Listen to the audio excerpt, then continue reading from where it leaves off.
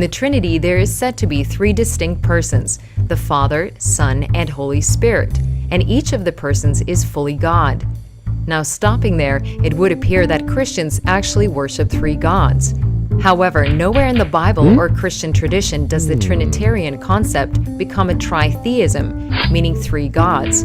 God is always declared as one, which turns this doctrine into quite a mind-bender.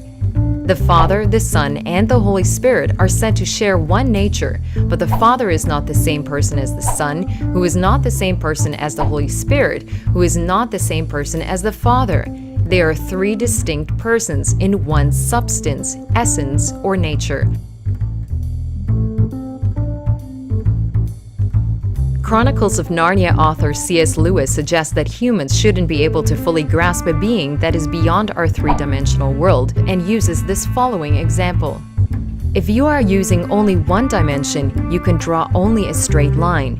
If you are using two, you could draw a figure, say a square, and a square is made up of four straight lines. Now a step further, if you have three dimensions, you can then build what we call a solid body, say a cube, a thing like a dice or a lump of sugar, and a cube is made up of 6 squares. He's making the point that a world of one dimension would be a straight line.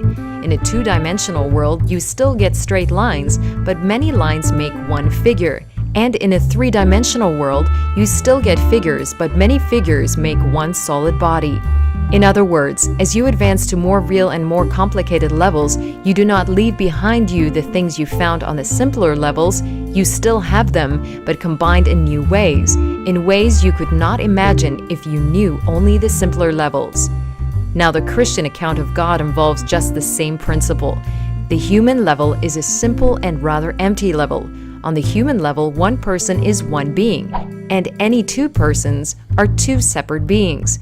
Just as in two dimensions, one square is one figure, and any two squares are two separate figures. On the divine level, you still find personalities, but up there you find them combined in new ways which we, who do not live on that level, cannot imagine. In God's dimension, so to speak, you find a being who is three persons while remaining one being, just as a cube is 6 squares while remaining one cube.